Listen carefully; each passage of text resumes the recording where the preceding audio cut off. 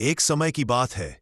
पहाड़ियों और घने जंगलों के बीच बसा जानपुरा नाम का गांव बहुत ही खुशहाल था। लोग एक दूसरे के दुख सुख में साथ देते थे, त्योहार मनाते थे। इसी गांव के किनारे एक टूटा फूटा छोटा सा घर था, जहां रामू, श्यामू और उनकी मां रहते थे। घर भले टूटा था, लेकिन तीनों का दिल बहुत बड़ा था। गांव वाले अक्सर कहते, इनके पास बहुत पैसे थे, फिर अचानक ये ऐसे क्यों रहने लगे? क्या हुआ इनकी खुशहाली को? लेकिन इस सवाल का जवाब किसी के पास नहीं था। रामू, बड़ा बेटा, दिन भर खेतों में काम करता, पसीना बहाता और परिवार को चलाने की कोशिश करता। श्यामू गांव में एक छोटी सी किराने की दुकान चलाता और मां के सारे कामों में हाथ बंटाता। दोनों मेहनत करते थे, लेकिन भीतर ही भीतर उन्हें यह मेहनत पसंद नहीं थी। उन्हें हमेशा लगता, कभी ना कभी हमारी किस्मत जरूर बदलेगी, बस एक मौका मिल जाए। 2-3 साल बीते। अचानक मां की तबीयत रोज रोज खराब रहने लगी। डॉक्टर कहते कमजोरी है, थकान है, पर असली कारण कोई नहीं जानता था। एक दिन जब हालत ज्यादा बिगड़ी, मां ने दोनों बेटों को पास बैठाया और एक गहरी बात बताने लगी। जब मैं छोटी थी तो हमारा घर बहुत अच्छा था।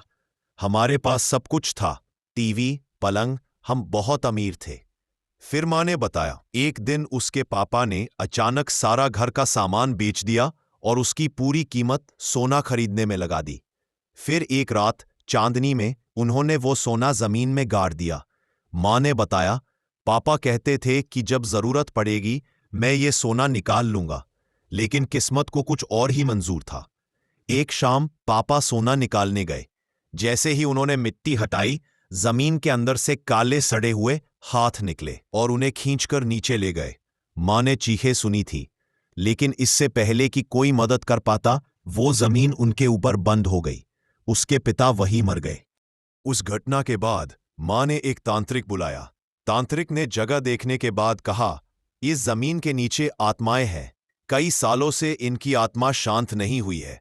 अब 2000 साल चल रहा है। 2030 में इनका समय पूरा होगा, यानी 30 साल बाद जमीन से सोना निकल पाओगे।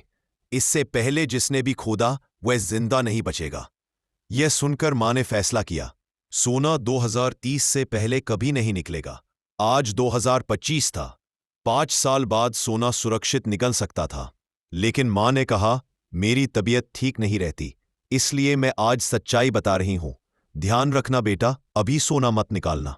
बस इतना कहकर मां ने आखिरी सांस ली और वहीं दोनों बेटों के सामने मर गई। मां के जाते ही दोनों भाई दुखी भी थे और लालची भी। रामू बोला, भैया 5 साल क्यों इंतजार करें, वो सोना हमारा ही तो है। श्यामू ने भी कहा, हाँ, आज ही खोदते हैं, कोई भूत वूत नहीं होता। और दोनों ने कुदाल उठाई और उसी रात जमीन खोदना शुरू कर दिया।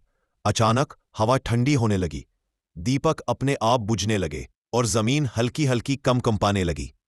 अचानक धुएं की तरह मां की आत्मा उनके सामने प्रकट हुई। उसने रोते हुए कहा, मैंने मना किया था, अभी समय नहीं आया है। रुक जाओ बेटा, वरना सब खो दोगे। लेकिन दोनों भाइयों के कान पर जू तक नहीं रेंगी। मां का स्वर हवा में गूंजा और वह गायब हो गई। कुछ और मिट्टी हटाई तो एक लाल कपड़ा और उसके पास पड़ी चांदी की पायल मिली। दोनों खुश हो गए। यह उनके लिए संकेत था, सोना बस कुछ ही नीचे होगा। खुदाई की आवाज गांव वालों तक पहुंचने लगी। कुछ लोग घर के अंदर आए और बोले, रामू, श्यामू, रात के इस समय क्या कर रहे हो? दोनों ने बातें टाल दी, कुछ नहीं, बस यूं ही। लेकिन गांव वालों को शक हो गया कि कुछ ना कुछ दलदल खोल रहा है। बातें करते हुए सभी घर लौट गए, पर शक उनके मन में बैठ चुका था। थोड़ी और खुदाई करने पर एक पुराना लोहे का संदूक मिला। उसमें एक कागज था, अब आगे खोदोगे तो बचोगे नहीं, जाओगे। इसे पढ़कर रामू का दिल कांप गया। उसने कहा, भैया ये सही नहीं है। श्यामू हंसा, ये सब बकवास है, काम करते रहो। जैसे ही रामू ने मिट्टी उठाई, अचानक काले खून से सने हाथ बाहर निकले और रामू को पकड़कर जमीन के अंदर खींच लिया। रामू चीखा, भैया बचाओ। उसकी आवाज धीरे धीरे मिट्टी में दबती चली गई। श्यामू डर गया, पीछे हटने लगा, लेकिन वही हाथ फिर बाहर आए और उसे भी पकड़कर मिट्टी में खींच लिया। चारों तरफ एक ही आवाज गूंज रही थी, हमने तुम्हें मना किया था, लालच में आए, अब दंड सहो। और थोड़ी देर में पूरी जमीन फिर शांत हो गई। सुबह गांव वाले आए। घर खाली था। रामू और श्यामू कहीं नहीं थे। लोगों ने कहा, शायद दोनों किसी रिश्तेदार के यहां गए होंगे। कुछ लोगों ने कहा, कुछ गड़बड़ है, चलो हम खुदाई कर देखते हैं। और गांव वालों ने भी जमीन खोदना शुरू किया। रात होते होते, खोदते खोदते, एक एक करके हर आदमी, हर औरत जमीन के अंदर खिंचता चला गया। उनकी चीखें दूर तक जाती, फिर अचानक खत्म हो जाती। पूरी जमीन जीवित इंसानों का शवघर बन गई। अगली सुबह जानपुरा गांव बिल्कुल खाली था। न कोई आवाज, न कोई इंसान, सिर्फ एक गहरा गड्ढा जहां से हल्की हल्की बदबू और फुसफुसाहटें आती थी। आज उस जगह को लोग कहते हैं वह श्रापित गांव, जहां पूरा गांव मिट्टी में समा गया। वह जमीन आज भी खाली है। कोई वहां घर नहीं बनाता, कोई रात में वहां से नहीं गुजरता। और कहते हैं, जहां लालच हो, विनाश जरूर आता है।